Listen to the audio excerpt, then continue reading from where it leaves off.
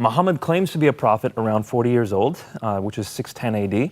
And then for the first 13 years, he's preaching a message of monotheism. He's preaching a message of taking care of widows and orphans. He himself was an orphan growing up. His father died before he was born. His mother died shortly thereafter. So he saw the conditions of the underprivileged, and he argued that we should support them and take care of them. That's what his ministry was like for the first 13 years. But when he ultimately fled to Medina, that is when he was able to start fighting. That is when he had an army at his control. And it was that very year that he started launching raids. And from that point till his death, we see a crescendo, an escalation of violence in his life. And when we talk about violence, you indicate, and I'm sorry if I'm pronouncing it wrong, Surah 9 as being one of the most violent books or part of the Quran. Exactly. So the Quran is not in chronological order. So chapter 1 is not the first. Chapter is actually in the 90s is the first one. The last chapter chronologically to have been composed is Surah 9. It is, bar none, the most violent. It's called Surah al-Bara, which means the chapter of disavowal. And it's basically disavowing all treaties with polytheists and also with Jews and Christians. And it tells Muslims to fight the unbelievers, to slay the infidels wherever you find them, take them captive and lay siege to them. That's chapter 9, verse 5.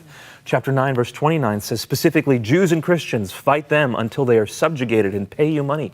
Why? A few verses later, because Islam has been made to prevail over every other religion. Chapter 9, verse 33. Chapter 9, verse 111 is the one that says, if you die in jihad, you will go to heaven. So it launches Muslims right before Muhammad dies into this undelimited warfare. There was no end in sight. It was just fight. And that's why Muslims were able to conquer 1/3 of the known world. I'm talking from the shores of the Atlantic to the valleys of India within about 150 years. So where does this idea that this is a religion of peace come from? The words, the religion of peace, Islam is a religion of peace, is found nowhere in the Quran. It's found nowhere in the Hadith. It's not even really found in any polemical literature, any commentaries until the 20th century. So this is a modern phrase that was invented by people in India who were interacting with British folk. This was before India was reverted to its own control. And so that's where we see the phrase Islam is a religion of peace coming up in interactions between Western culture and Islam, usually when we're talking about polemics and apologetics. So is it accurate? Now, how do we mean the phrase Islam is a religion of peace? If we mean that there are peaceful Muslims, no one can argue with that. I would say the vast majority of Muslims in the world are peaceful, and I would say that without hesitation.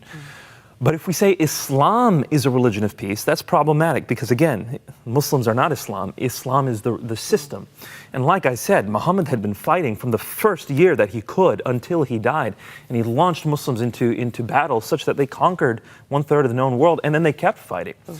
From that time until the fall of the Ottoman Empire, Muslims had a significant degree of military control throughout the world. It's really hard to say in any way that Islam is a religion of peace when we're talking about physical peace. Now, when we talk about jihad, not really considered a violent thing, but more defending a faith. Is that correct? In the West, that's what we were told growing up, that Muhammad only fought defensive battles. He was trying to protect the ummah, the Muslim people.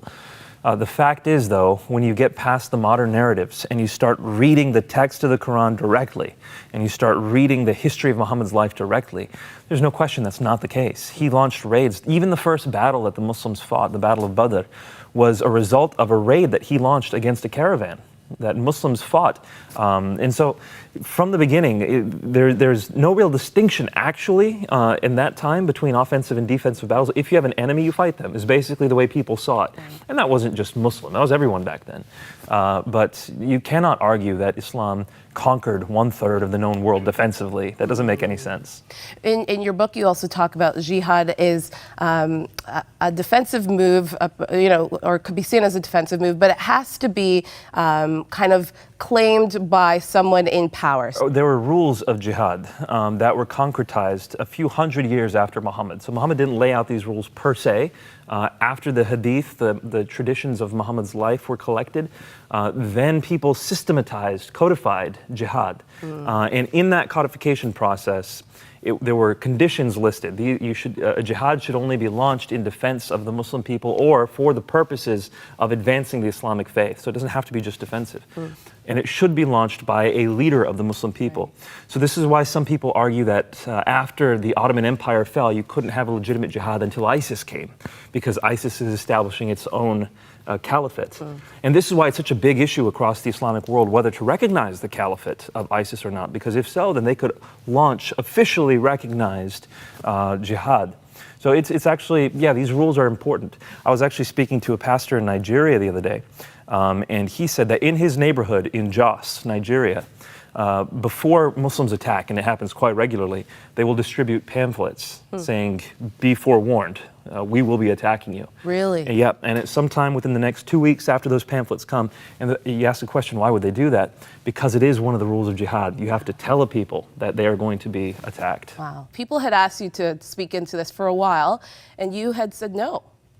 Well, the issue of jihad is so charged right now that people will question what your motives are when you talk about it. Because on the one hand, if you talk about jihad as if it's a reality in Islam, then you can come under accusations of Islamophobia. Whereas if we don't talk about it at all, we're leaving our borders open or perhaps policies defenseless to what could be future attacks. So it's a very difficult issue to deal with, and I wanted to stay hands off. So why did you decide to delve in? Because after the attacks in Paris, all of a sudden the tension just rose. I was in England at the time. It reminded me very much of the 7/7 bombings. And then shortly after that... 7/7 bombings in England, right. And then shortly after that, San Bernardino happened, and I was back in the States at that time for Thanksgiving. And then it felt even worse than it felt right after 9/11, where people were just angry and confused. They had just forgiven people after the Paris attacks, and they didn't know how to handle the situation. And so what I didn't hear in this very charged political climate in the United States was something that was both charitable and also truthful. I heard one or the other, but not both. And so I felt like a voice needed to speak up, and that's why I wrote the book. This is an objective look at Islam, basically. As objective as I can be. I was trying not to import my Christian perspective so that it could be useful to people at large. The fact is, when you're looking at Islam's origins, you have texts. You can just read it, and you don't have to put too much of your lens on top of that. How did you become a Christian? You came, as I said, from a devout family. Your mother wears a burqa as well as your sister. So that's an example of how devout your family was. A long line of missionaries, and you become a Christian. And this is exactly why I feel like this is such an important time for us to engage this issue, because for me, a large part of the search happened starting at September 11th.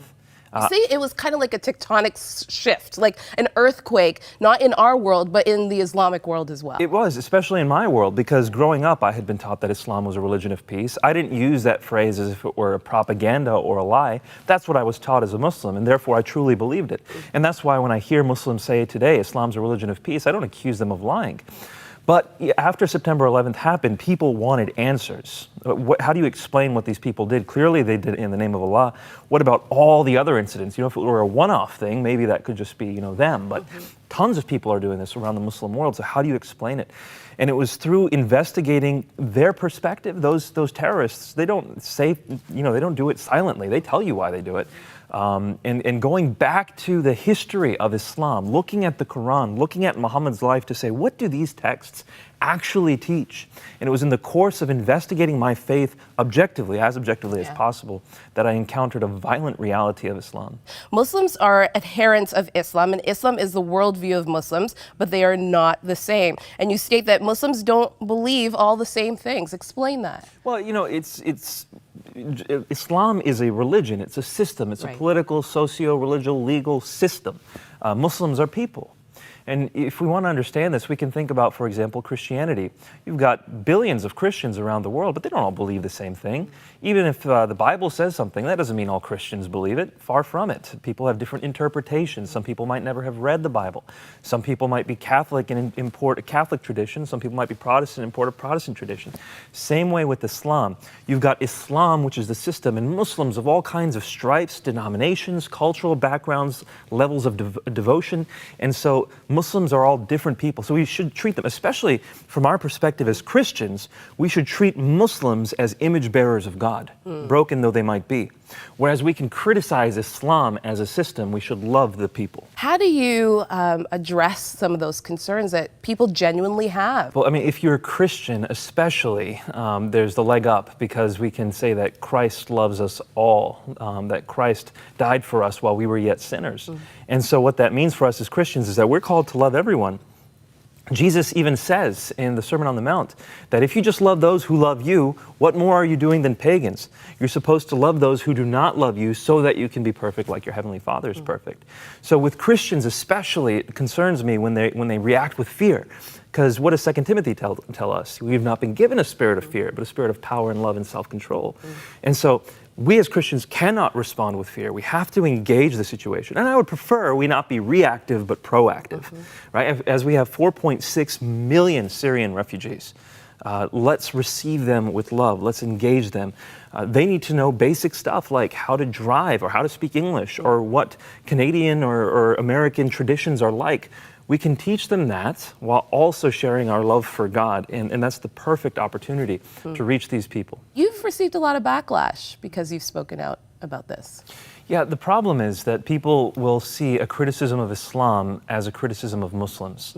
And I actually kind of appreciate that because I like the compassion. I like the idea that we should be looking out for those who might come under the gun for being minorities.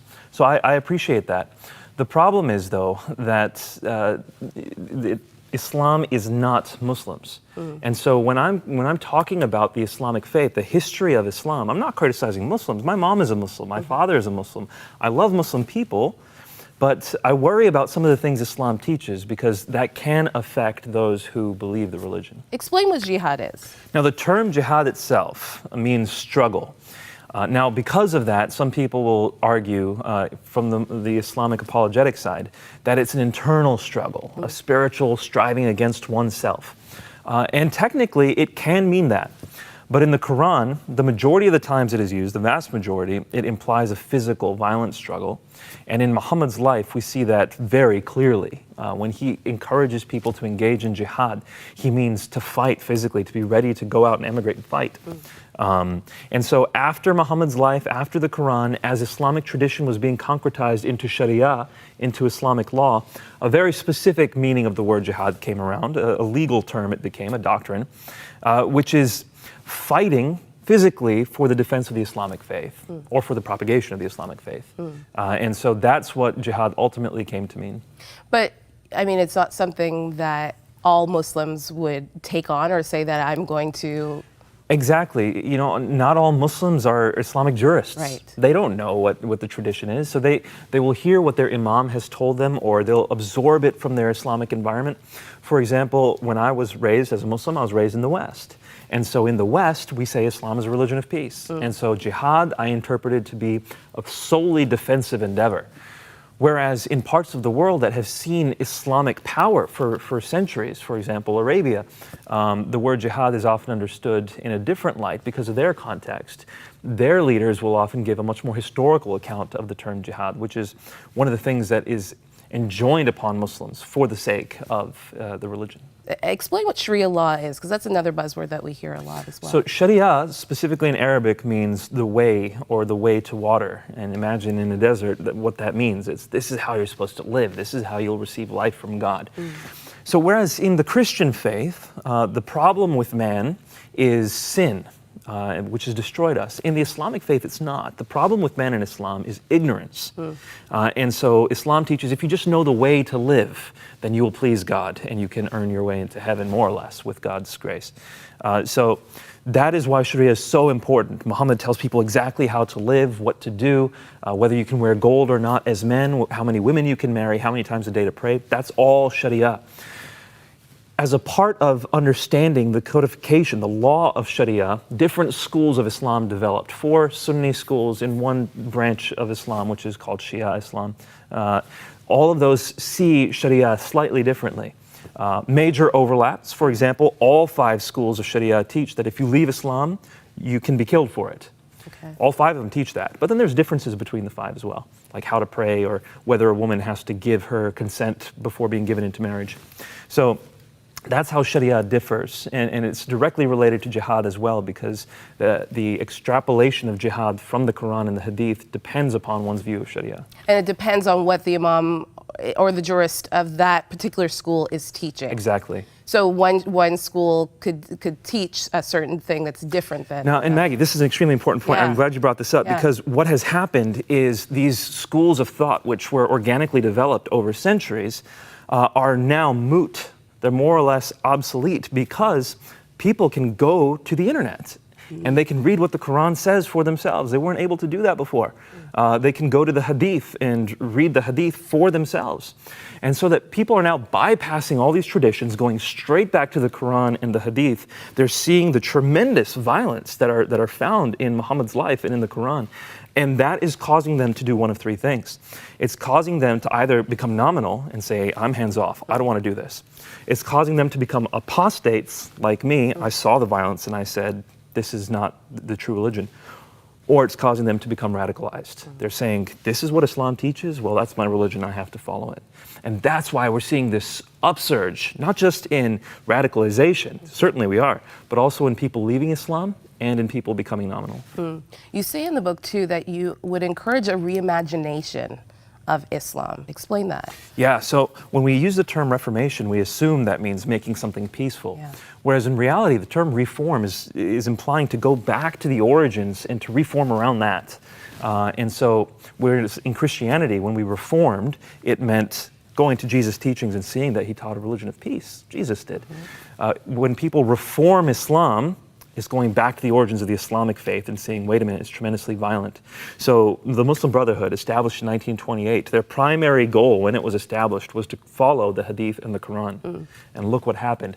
Offshoots of the Muslim Brotherhood are Boko Haram, ISIS, Al-Qaeda. This is the Islamic Reformation, the violent jihad that we see. The only way to fix this within the Islamic framework, and I'm not sure this is possible, but it would be to reimagine Islam, which some people are trying to do. They're called progressive Muslims. But I'm not sure that will work because Islam has always been defined by the Quran and Muhammad's life, and it teaches what it teaches. How do we as Christians reach out to our Muslim neighbors and love them and understand them? Yeah, I think the first thing to do would be to stop seeing them as other. Yeah. That's primarily how we make enemies out of people, is we put them in some box and we say, that's not us. The fact is we were all sinners before Christ saved us. And that ought to be, if we're Christian, the primary lens through which we see people is through the Christian lens. And so it doesn't matter who we are, Muslim, Jewish, agnostic, atheist, doesn't matter what you've done. Everyone needs Christ. And so get to know them as a person. What is their family life like? What are they wrestling with, struggling with? How can Christ help them? I'm a firm believer that the gospel helps everyone. So we take a look at the gospel, we say, how could the gospel help my Muslim neighbor? And as you become a friend with them, as you live life with them, have barbecues together or watch games together, whatever it is, or whatever women do, as you do that, also share how the gospel would help them in their situation, and let them live life with you, which is how I became a Christian, is because my friend lived life with me as a Christian, and I saw the truth of the gospel in light of Islam through friendship. But there was something about Christ that led you towards him. What was that? For me, it was the sheer fact that he claimed to be God. In the Islamic faith, that's strictly denied. Surah Al-Ma'idah, chapter 5 of the Quran, verse 72 says, if you believe Jesus is God, you will go to hell. And I started studying Jesus' life, and I started seeing what he did and how he lived his life. There's no question, there's a stark contrast between Jesus and Muhammad.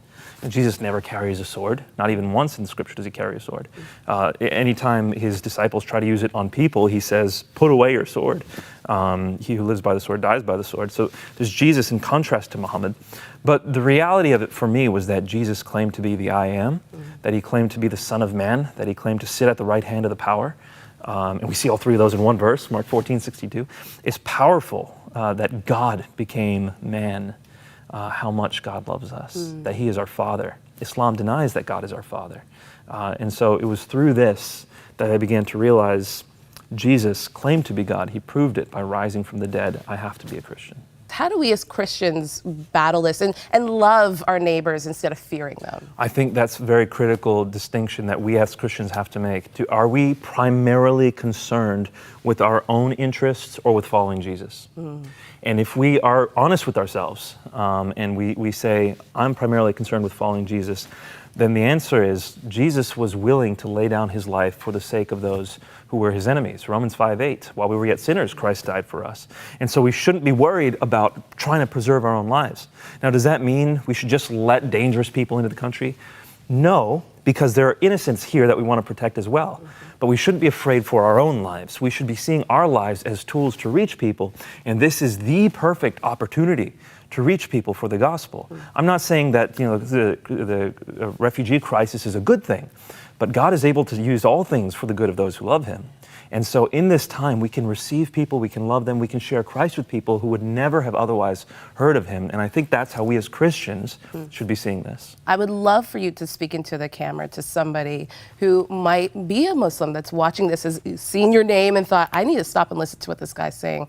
What would you say to them? My encouragement to you would be to not see Islam versus Christianity as a battle of people, like us versus you.